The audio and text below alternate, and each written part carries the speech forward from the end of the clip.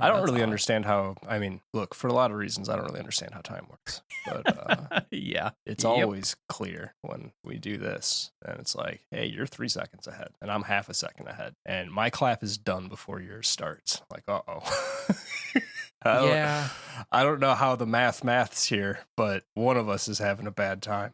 Yeah, it's all rather confusing. I mean, who knows? I guess we don't have the time to talk about time. No, we don't. It's okay. It's a Star Trek quote you don't know.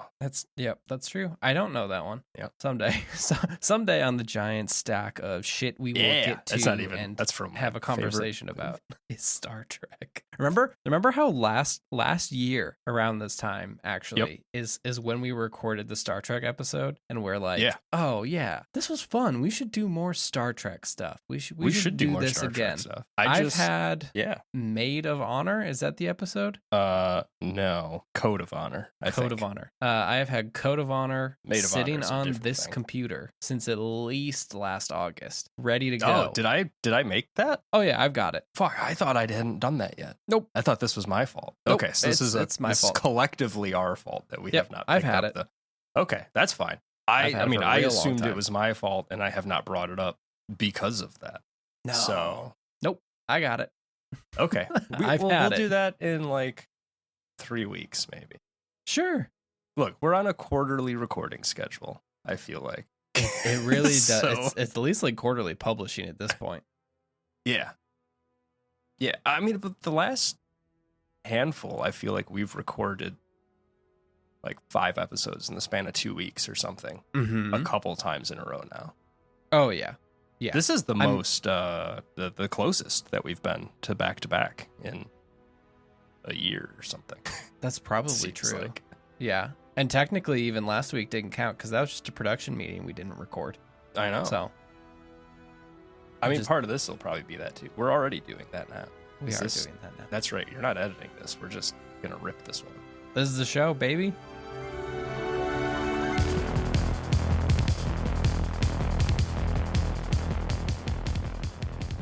This is our most timely episode. That's right. It is. It's important that we get the timeliness here. It is June 7th, 2026. It is 2:14 Eastern Time.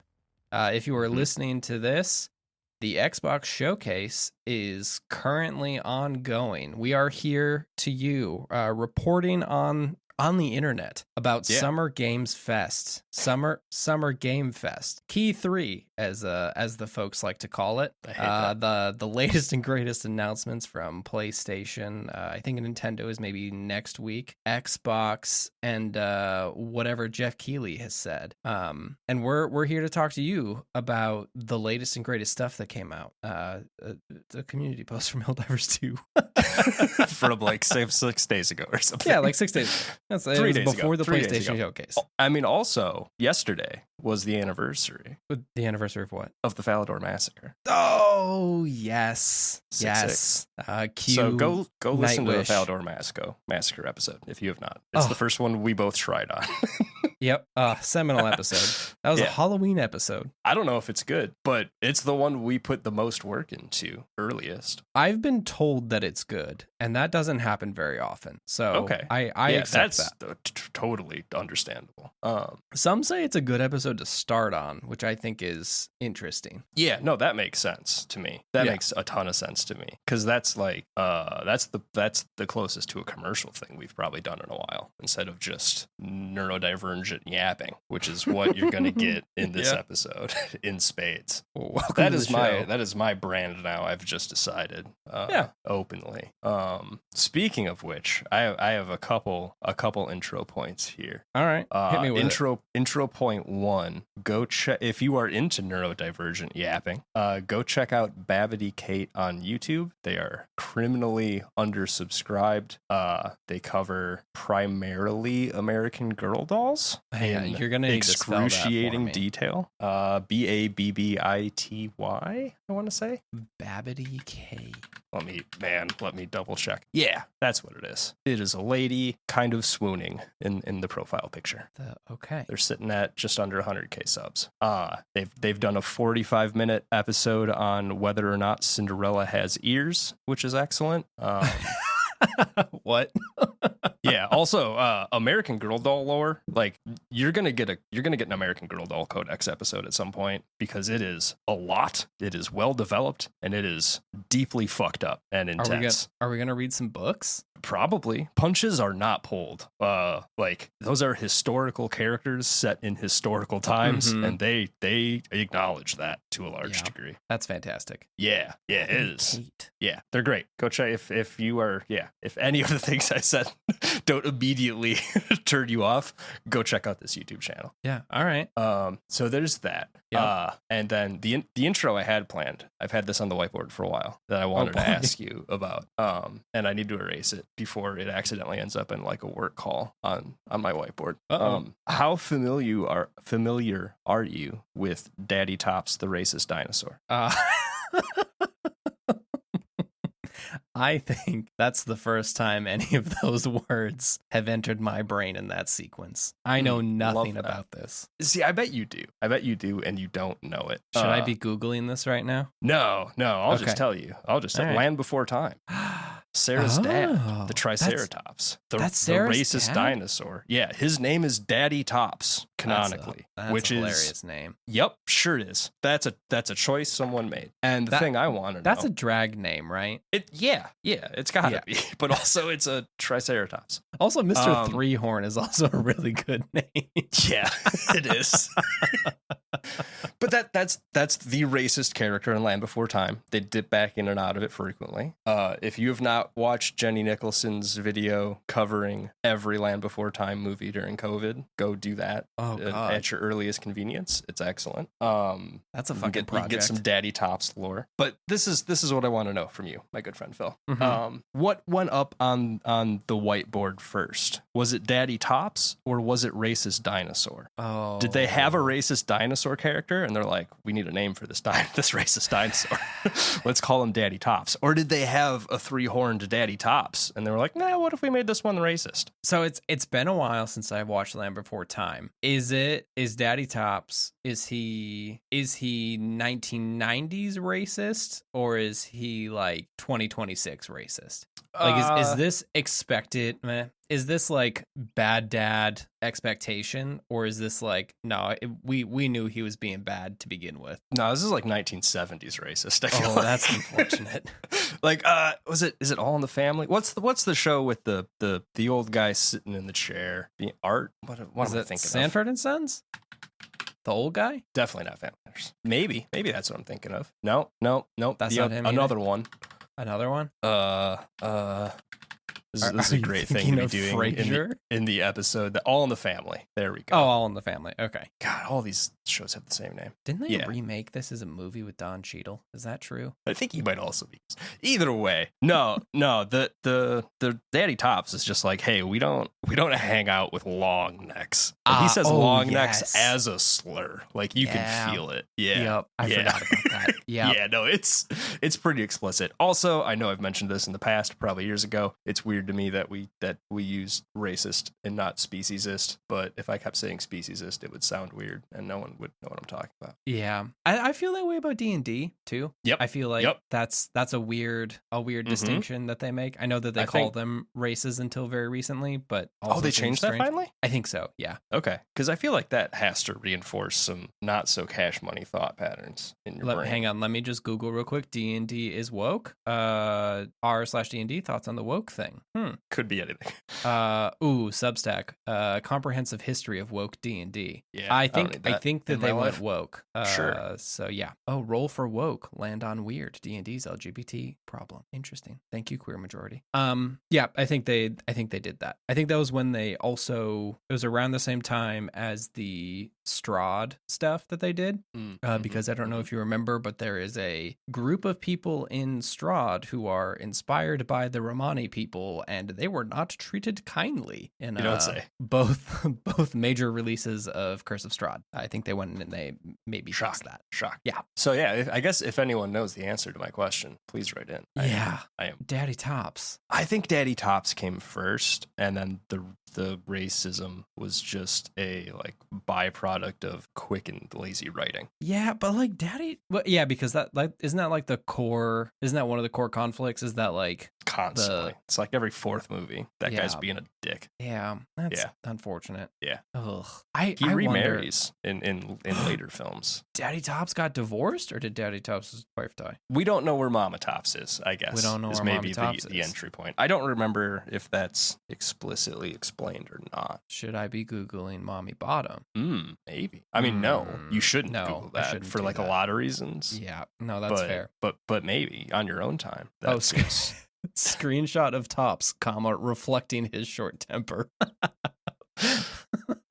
Thanks, Land Before Time Wiki. Fantastic. So yeah, good luck with that. Yeah, maybe we'll amazing.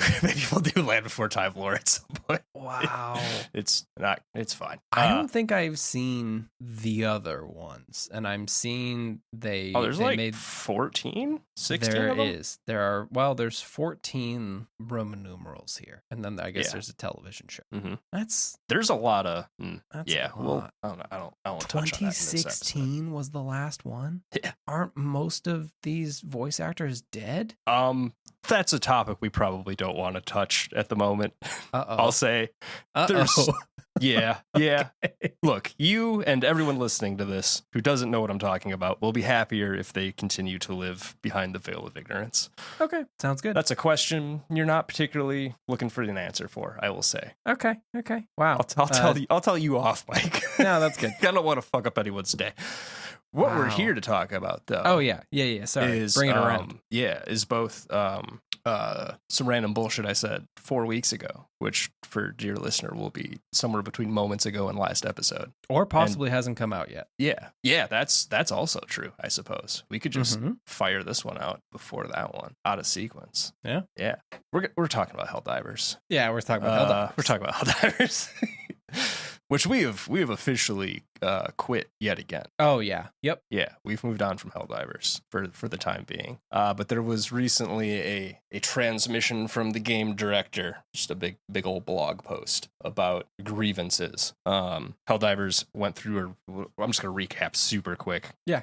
Depending on the temporal nature of these episodes, Helldivers went through another review bomb cycle. It has become clear that is a lever that can be reliably pulled to gain a response from Arrowhead. Is if that thing can hit like mixed or negative in recent on Steam, you're gonna get a blog post about it. Yeah. Yep. That's unfortunate. Yeah. Like as with a lot of things, Arrowhead has put themselves in a position here, and Sure. I don't think there's a way out of it. Like they've now, you can't not address that, but also I don't think that's a button you want these people to just be slapping whenever they feel like it either. I don't know. I don't know how Steam review stuff works. Like is that a thing that can you remove a review or update a review to negative to flip that lever? As a consumer? Yeah, I believe so. Oh, okay. Yeah. That's fun. You give it a positive, you can go in there and change it, and vice versa.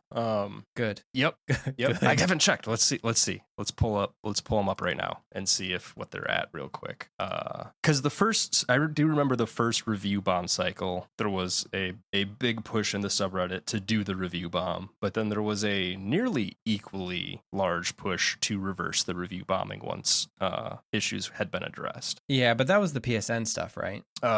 Yes. Yeah. So I feel like mixed. Arrowhead got a pass on that one just because it was Daddy Sony coming in. Yeah. Oh yeah, reviews mixed. Interesting. Mm-hmm. Which I think is up. I think they dipped into negative a couple of weeks ago. Hmm. There was a patch that we missed around optimization that seems to have mixed reception as well. I have not hell-potted through that too deeply yet to know. Okay. So some things in this blog post that they put out. They want to update progression, which has been a pain point for a long time. That like if you know life this game, if this is the only game you play, after not real long, you will have run out of numbers to make go up. Yep. So they're going to give more numbers to go up. I mean, They're you're gonna make the officially numbers there go up higher now, right? Like you've maxed out the ship. I've You're not maxed out the level, ship. though.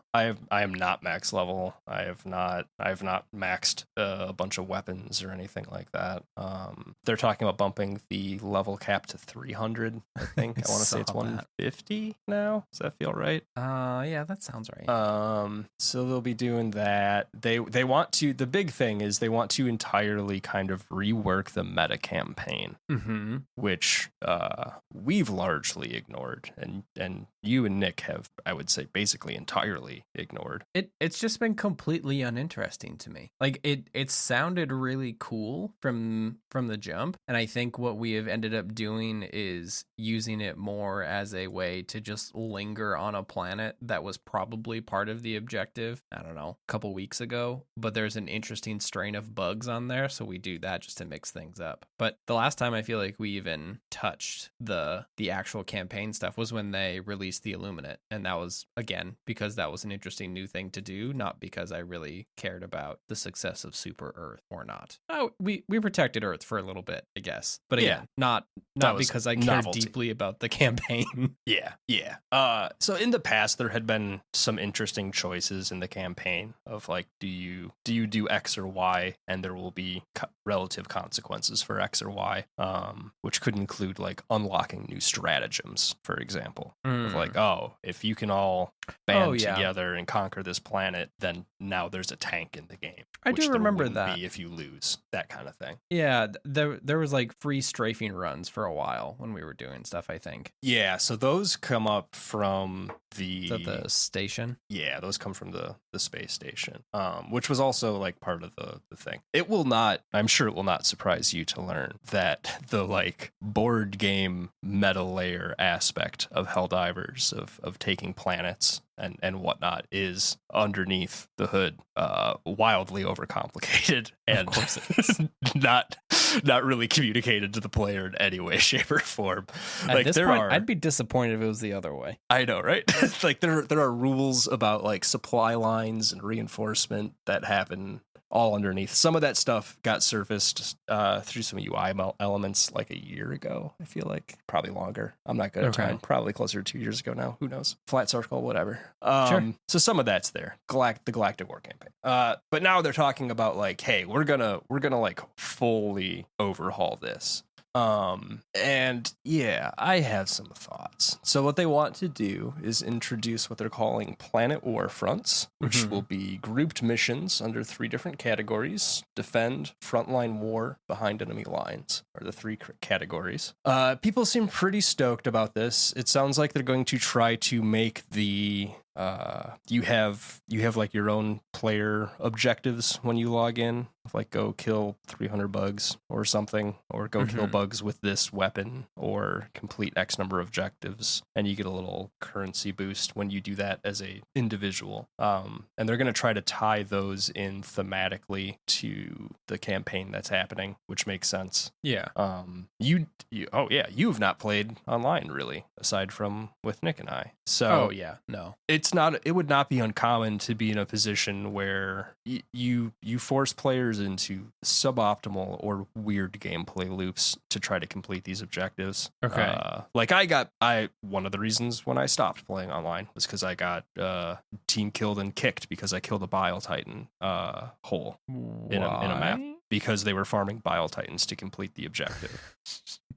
Cool. And I was unaware of this. I was just, playing Helldivers. Why would you know I was just that? completing the mission because that's what I'm there for. Yep. But no, So you end up in situations like that where Sure. you get these kind of weird play patterns that are difficult to communicate.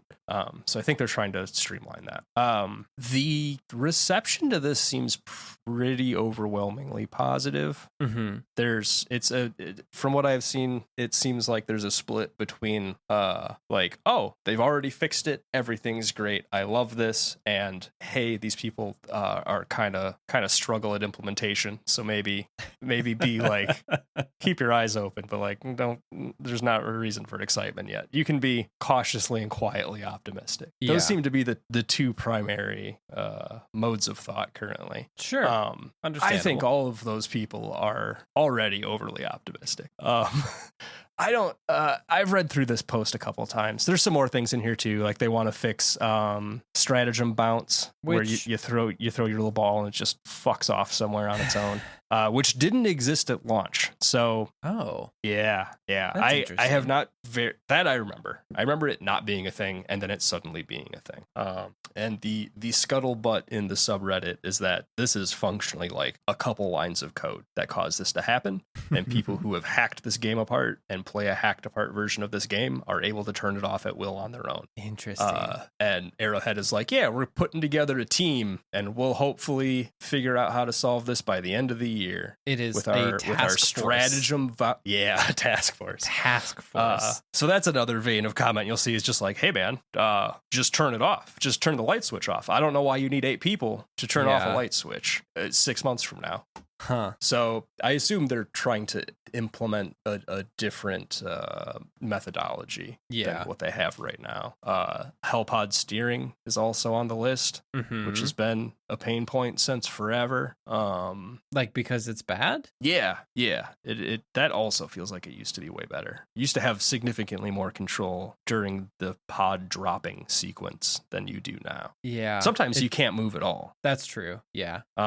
Which I get for some of the cave biomes. Like that's tough because like they a just small have those hole tight you gotta openings. land in. Yeah, I get that, but it happens out in a field too, where it's just like, oh, I guess I just don't get to move the Hellpod this time. Yeah. And I don't know why. What else? Improving enemy and player traversal, which includes environmental collision and reducing movement penalties on grass and vegetation. I think that's a bad idea. I don't think they should be doing that. I think that's strictly bad. That's just making that you're now dumbing down the play experience. Like, the vegetation being impactful for movement speed requires dynamic pathing while you're evading enemies. That's a good thing. I also I agree with you. As annoying as that stuff is, it is another like little tiny plate to spin to be like, oh shit, I do actually have to pay attention. I can't just continue moving in one direction and watch my stamina bar go down. Like I need to do something here. I feel kind of similarly about the stratagem bouncing. Like that I wish that the stratagem bouncing was more clearly indicated that like, if there's a particular type of rock I cannot throw this at and it will bounce, like that's important to know, and that I don't have that sense right now in the game. But like I kind of think it's really dumb. And I like it. Like sometimes you just huck a thing and then it sometimes bounces bad, and you've murdered yourself because you just dropped a Gatling barrage on yourself when it bounced the wrong way. Like that's a very different way of playing the game than these people want, but I do appreciate the silly carny aspect of that. I agree. I think if it was visually communicated in some way, that would help. The problem I have with it is there are frequently like small flat rocky outcrops that you can get on top of that are just begging for a turret to be placed on it, and you cannot do it. That's the one part of that I would like to see fixed, where it's just like, oh, it looks like you put this rock here for me to put a rocket turret on it, because that would be rad as hell, and I cannot. And I can't do it. And so that's kind of odd. Reducing dead input on stimming is kind of the only thing I care about.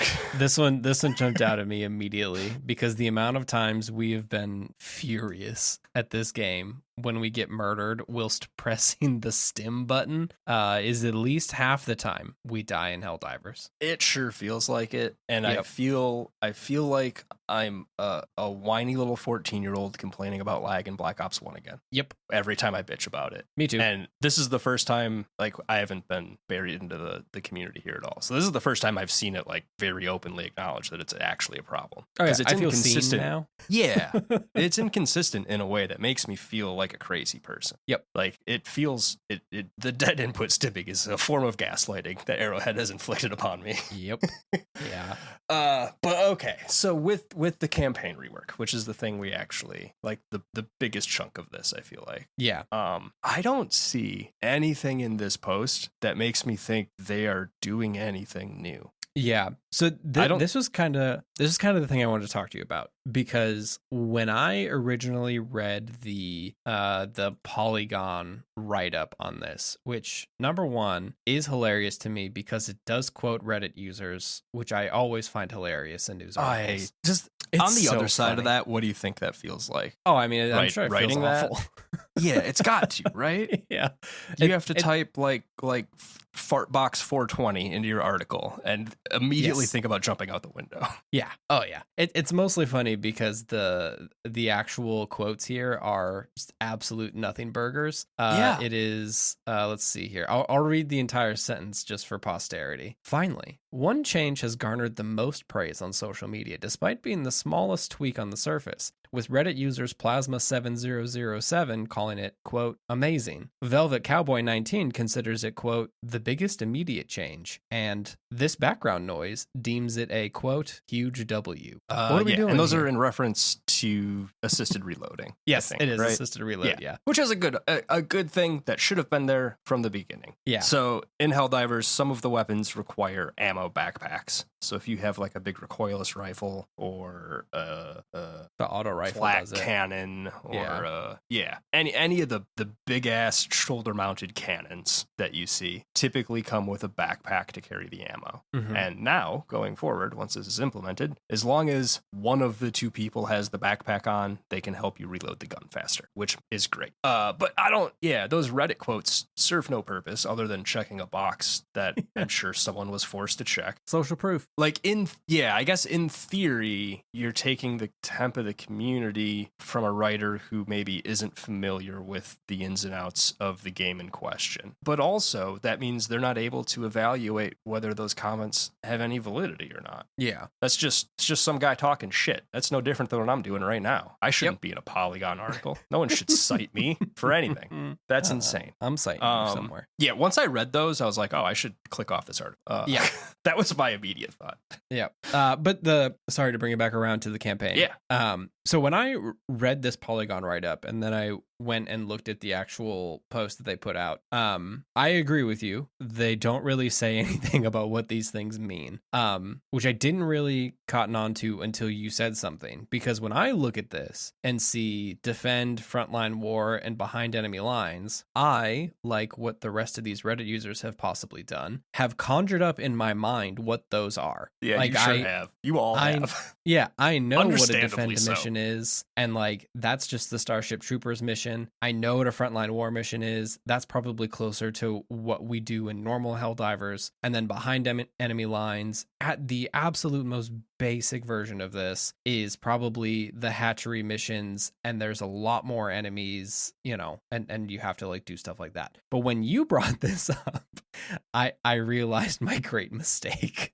Yeah, well, and in your defense, that Polygon article feels like a puff piece to me. A little bit. Feels like someone 3 years ago in fashion writing about how Decentraland is going to be the next big thing with VR and whatever. It's just like, oh, you don't know what this is, and you had to write this thing, and it's easier to be like passively positive than specifically negative. Yeah, I also just like as a really silly thing here, the way that this post is written, the way that Michael Erickson writes the post, the game director for Helldivers, is like incredibly conversational. So when you read the write up of the post on a news site, it reads as if it's an interview, as if the person who is, writing this up sat down with the game director and they explained the details of the thing. And that is not true. It is simply the conversational style it's in. And I found myself getting caught up in that as well. It's like, oh,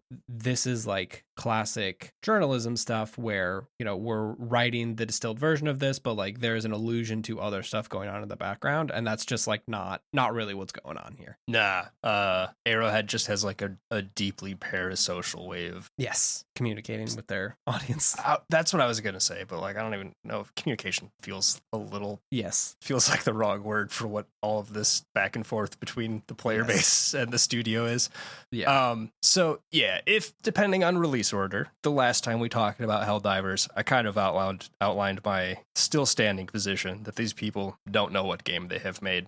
And are struggling to reconcile the game they wanted to make with the game that the players are demanding they make. And I don't see anything in this blog post that makes me think any movements happened on that front at all.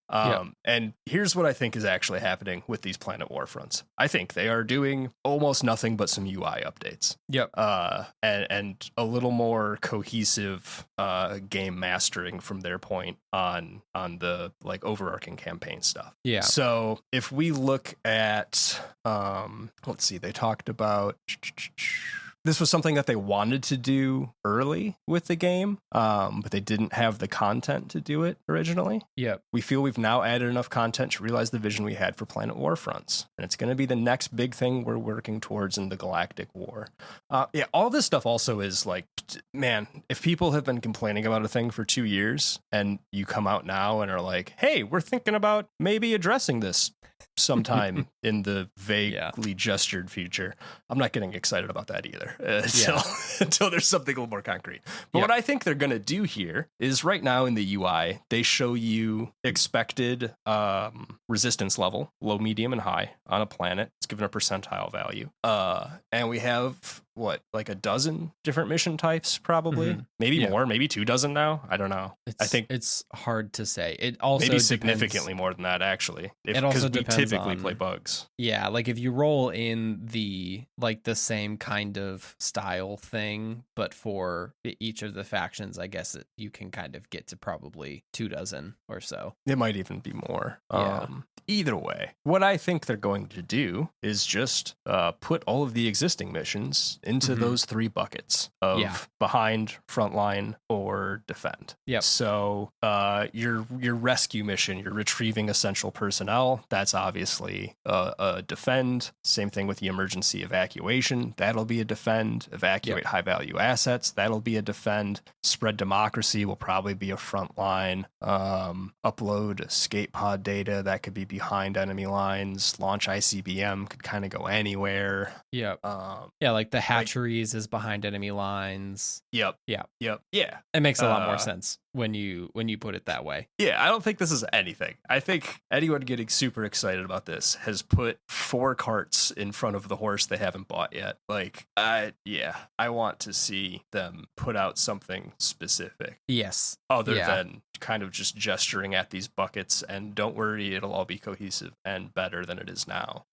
And yeah, it's really written to, I feel like, to give you the impression that they're going to be doing a lot. And maybe they are. I could be totally wrong here. I don't think I am. Nothing in the past has led me to believe I'm wrong. Yeah. Like, but it seems like they're adding perhaps like smaller stuff here, but it's very vague and kind of just like gestures at what this could be, as if they've like divided the missions up and haven't quite figured out where it goes. Like there's a little blurb here that says, in the final version of this feature, there will also be gameplay altering effects and consequences for achieving planet liberation goals, like reaching and liberating a city within X time or disabling enemy artillery in one location to unlock crucial operations, which sounds like those are the secondary objectives that exist already. Right. Yeah. So in the place that my mind goes is like, oh, cool. Like instead of having 3 or 4 mission types in one single area, there's like a progression where if you do this secondary objective, it unlocks a different mission in that area to do something else. I don't think that's what they're doing. No, that seems it seems hard. It seems way too involved. Yeah. Yep. No, I don't think they're doing anything new other than just kind of which I think is still good. I think this is still a good change. It will make a more coherent product, which is my favorite thing. Love things products to be internally consistent. Yeah. Hate products, love coherency. Yeah. Don't get attached to anything ever. So yeah, caution. Is what I'm advocating for here. Like, and honestly, if the best version of this is if Helldivers is ever stable enough for us to go back to, and we know that we like launching missiles, and missiles is always in a planet that's on frontline war, and the likelihood of us finding the mission type that we want is higher because they have created these UI tabs, then like that's good enough for me. Like that's fine. I'm okay with that. It's the part where they're not quite clear what any of this stuff is, and therefore it can feel a little misleading. Yeah, I mean, I think there's probably a better than average chance that it will be more difficult for us to find the mission that we want after this change. Yeah, well, yeah, because they're not going to show defend frontline and behind enemy lines. You're going to have to know where the battle lines are, and then you'll have to decide what counts as frontline. Who knows? Who knows? Yeah. Yeah. So yeah, I'm not even at like the cautious optimism. I'm just like in the quiet pessimism phase. I think it's maybe where I would advocate for people being. Yeah. That's maybe it. That's my Helldivers presentation for today, I suppose. Okay, but one last thing. Oh, sure. What are your thoughts on the new ship? Oh, yeah. I forgot about that entirely. That's probably... Look, that'll either be nothing or irritating. That's my thought. Yeah. Okay, yeah. So that was the other thing is they want to change the ship. They want there to be multiple ships you could choose from. And they did not give much more information than that, other than kind of gesturing that some of them might be better at some things than others. Correct. So, yeah, it'll depend on what that looks like. Also, I feel like they talked about that in a way that makes it sound like that's maybe a next year thing. Maybe. Oh, yeah. Maybe. Yeah. And I wonder how long, I don't know how long this game has. I mean, they are allegedly already working on their next game. So they'd have to be. Yeah. Because it took them 10 years last time. Yeah. And I'd love to see what the financial side of this looked like from their end. Because as we've talked about, an unexpected windfall like that is terrifying. Yeah. I can't imagine trying to work through that. So I wonder how much they staffed up and now what sales expectations they have for their next game. Yeah. No idea. If you're expecting, like 20,000 units and you sell through 400,000, that's scary for a lot of reasons, and I don't know what that does to your projections going forward. Yeah. Not everyone can be Hello Games when it comes to that. That didn't go great for them either. Like not for a while. They turned it around, but at the beginning there, I think it probably took them a good 2 to 3 years for them to also turn that thing around. Maybe. Hey, we're doing a production meeting right now. So we've talked about this. This podcast is now production meetings for long videos that we probably won't make. But let's compare and contrast Hello Games and Arrowhead on unexpected windfall and making a different game than the people who bought your game thought they were buying. Yeah. Because Hello Games was just like, I guess we'll make your version of No Man's Sky now, because boy, there's a lot of you here. Yeah. I mean, almost like, let's make the version of the game that Sony wanted us to get you to buy. Yeah. Which I guess is the same thing, but yeah. Somehow they turned it around, but that subreddit is very funny because there are people who will go out of their way to play No Man's Sky 1.0 just to see what it's like. I would do that still. Oh, yeah. You give me the long, dark, and space again. Yeah. Yep. Barren, empty space. Weird long neck critters. Speaking of long necks.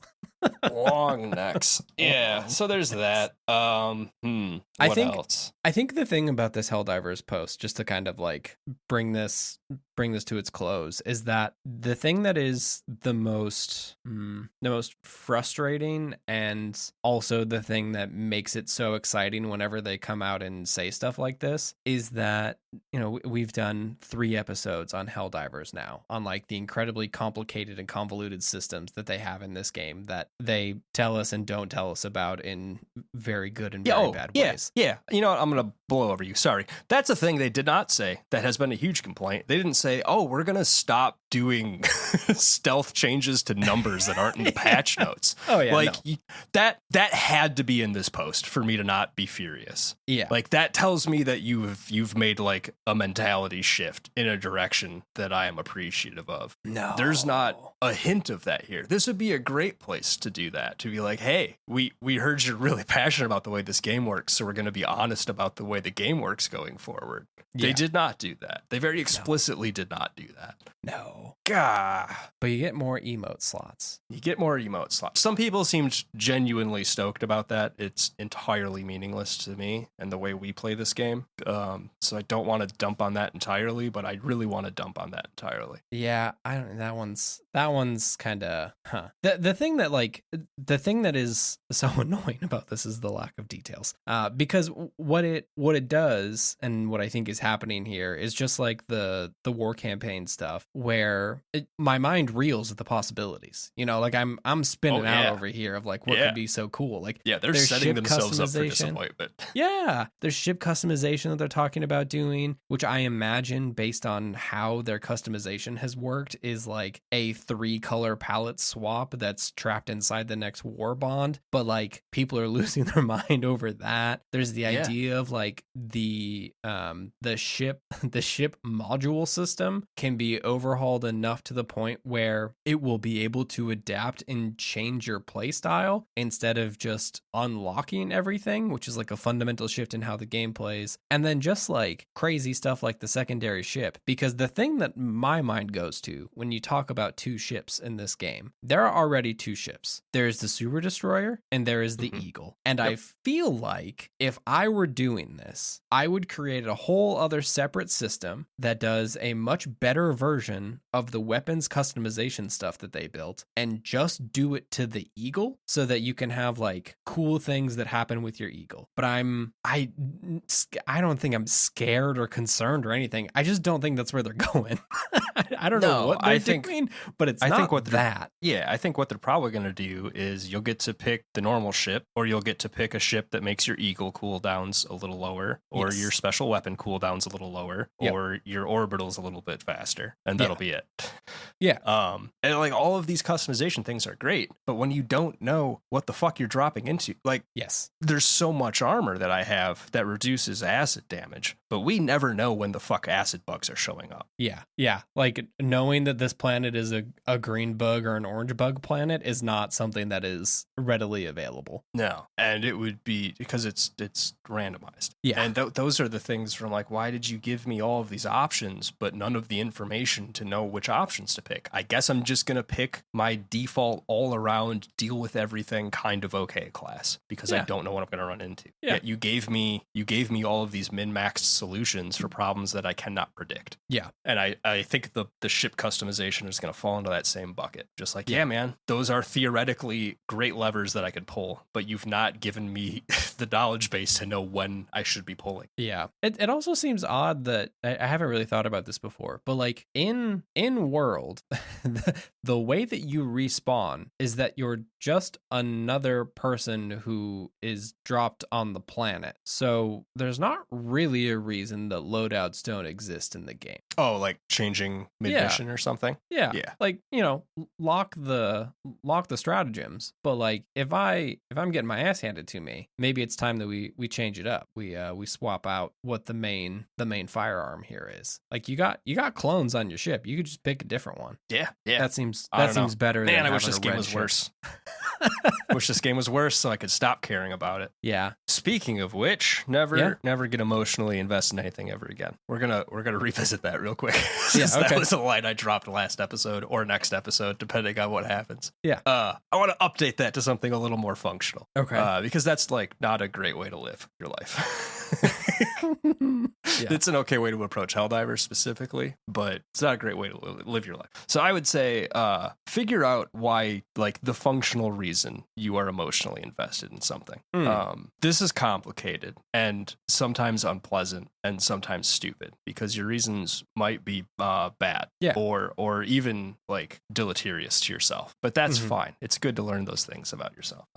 So for Helldivers, yes, I would like Helldivers to be good because I enjoy playing Helldivers. Yeah. But a big chunk of that is I like to have a consistent experience with my friends on Wednesday. Yes. And Helldivers has filled that slot for a very long time and typically fills it well when it does. Yes. And now we're playing Dragon Wilds, which can slot into that same place. Yeah. For similar but different reasons. It'll be interesting to see if Dragon Wilds has the legs that Helldivers did for us. I'm guessing it won't. Yeah. I mean, Helldivers is going to be tough to beat. Like we played that game every Wednesday for a year, almost it's the perfect Wednesday game. It sure is. It's the perfect one. See, I think I'm gonna hit cap on Dragon Wilds relatively quickly. Like I don't think it has the depth in combat the way Helldivers does. It sure does. Or like the nice thing about Helldivers is we have an experience where everyone feels challenged and we can all win at the same time. Yeah. At that level. Yep. And if it goes real bad, it's a game that I've played enough of it. I can just kind of throw the mission on my back if we need to occasionally.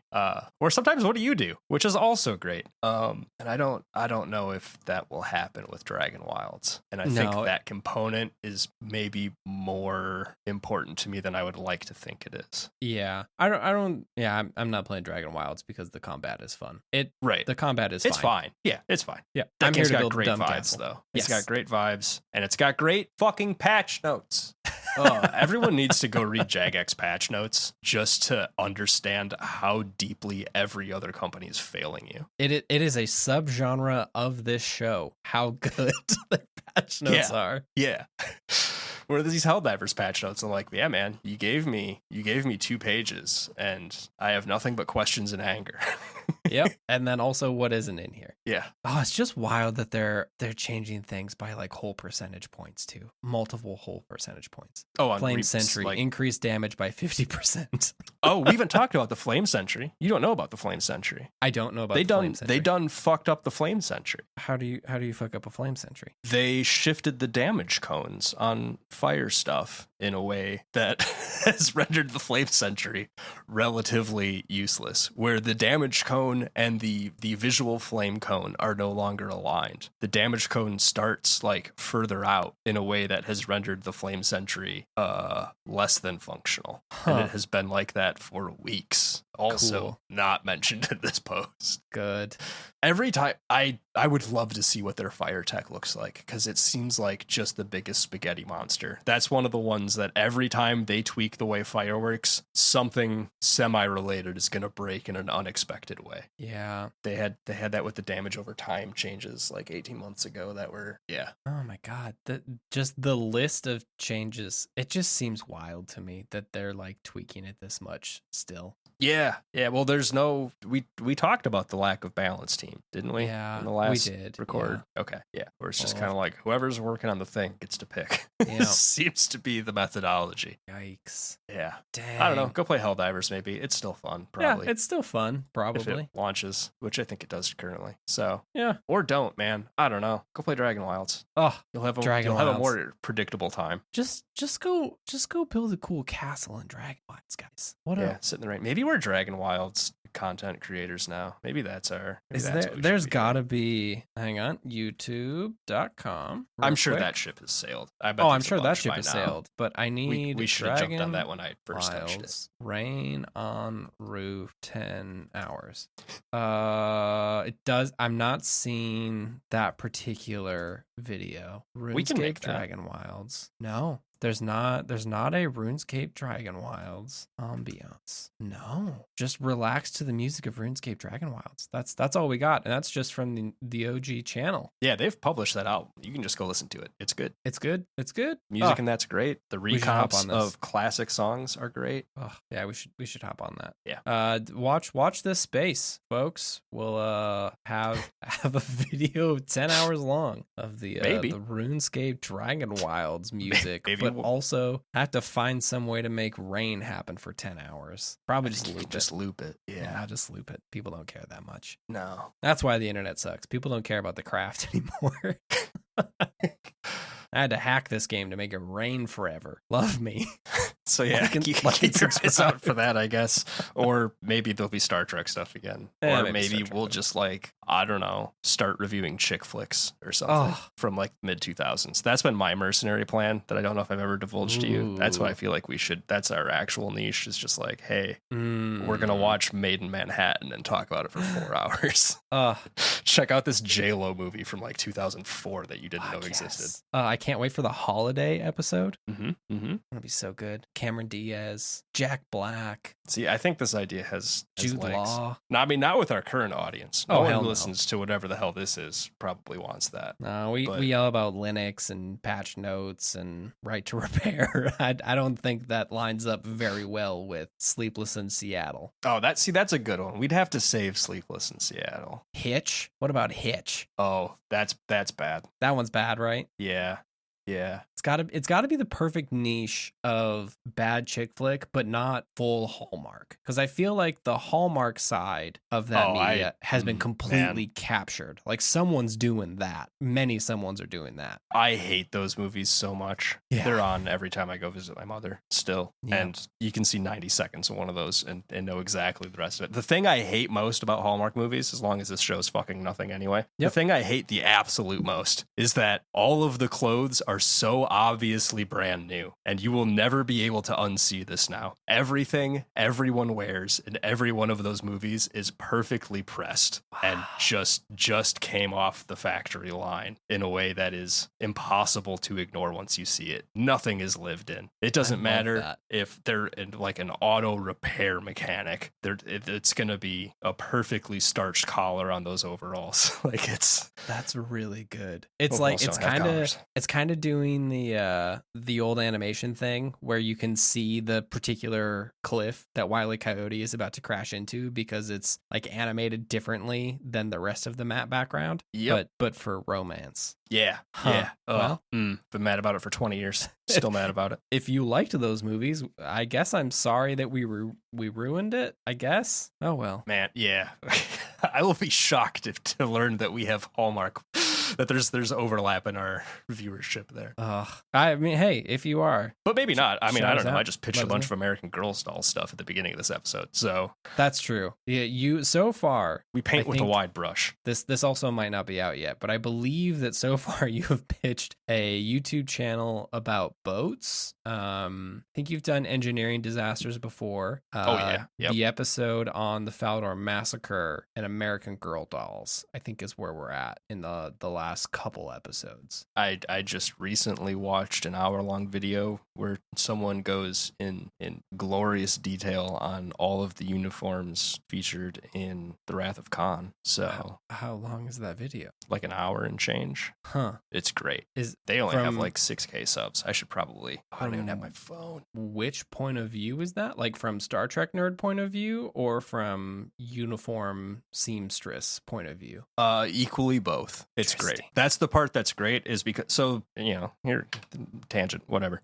Yep, that's the topic. It's really tough for me at least to find Star Trek content because a lot of it is too far up its own ass even for me. Yeah, which is deep. Like, yeah, you've heard this show. That's all I do. But it's like fandom content, I feel like, is what you're kind of talking about. Like the difference between Star Trek content and fandom content. Yeah, where the thing I like about this channel is they'll be like, hey, you see this one uniform here that like totally breaks the paradigm of the way like these insignia imply meaning across this entire property, but there's these 3 that don't. It's probably because they ran out of time or fucked up. And here's the reason I think they fucked up. Where every other piece of media is going to be like, let me pull out my pushpin board and explain to you why this obvious costuming mistake has its roots in this other. Yeah. Like it's all internally justified. And it's like, nah, sometimes you just fuck things up when you make them because making stuff's really hard. Yeah. But sometimes it's just a media property and someone did that. Yeah. This person comes with a like seamstress sort of lens. That's neat. How do I even find Obsessive Costuming Dude is the name of the channel. They are a weirdo parentheses endearing, I would say. Wow. They also have less than 4,000 subscribers. So 35 videos. Including they have a bunch of stuff on like actually how to build the stuff. They have some videos examining screen worn items, and then they just have sort of like info dumping style lore dumps on here we go, we're doing it. We're gonna spend a lot of time looking at the stitching on these Admiral uniforms. Wow, this is cool. Yeah, it's great. Just 10-minute video, how to sew TNG shoulder pads. Yeah, neat. Oh, okay. The Wrath of Khan era uniform paradigm. Yeah, that one's good. It's an hour. The first one I watched was TNG version of that. TNG Era Uniform Paradigm is the title of the episode. 25 minutes. You can't watch that yet, Phil. I won't. You'll see some things in there that need to stay surprises for a little bit, but. What's this engineering radiation suit? Yeah. That's a cool looking suit. Those came out in motion picture, maybe? Or maybe it was Wrath of Khan? Yeah, it says movie era. Yeah, so the costume designer for the original series TV show was not brought forward for the original series movies. Those were entirely different people, which is why there's a huge shift in meaning and design, and they're far more militaristic and uniformy in the movies than they are in the show. But then TNG, they brought back the original guy from original series to design the TNG uniforms. So you go back to that color palette and some updates. So there's some push and pull there. Huh. Yeah, this is cool. We'll add this in the show notes. That is a neat hole to dig down into. Yeah, they have, like, I think soothing voice meta is actually how you crack YouTube at this point. So we're probably boned. Ooh. But like they have a very chill and calm presentation. Like you can slap this thing while you're washing the dishes or something. Hell and yeah. if you fall into a hole in your own head for 20 minutes and look back up, it's still gonna be fine. It's gonna be great. Nice. You can dip in and out of it. All right. So yeah, go watch those and go listen to like 4-hour lore dumps on American Girl dolls. Hell yeah. I mean, that's a good recommendation right there. I'm not going to do that right now. I'm going to get out of this office where it's hot as hell because it's 90 degrees outside. But you can do that, dear listener. Is that the end? Did we do it? Yeah. Did we do an episode? Yeah, we did. I don't know if we did an episode, but we did something. We recorded. Yep. All right. I didn't recording. say anything truly out of pocket this time yet either. So not yet. Hey, if you have a cloud-connected security camera that can see the sidewalk or the street, you've broken the social contract and you're assisting the surveillance state, and you should stop doing that. There it is. That was going to go right at the head of the episode. Same thing applies for pre-ordering games from AAA studios. There you go. I'm curious. Not how the that surveillance state the part. social contract. Oh no, it does. Yeah, that part I stand by. Not the surveillance state part. Pre-ordering games doesn't help the surveillance state, probably, but it does break the social contract in my mind.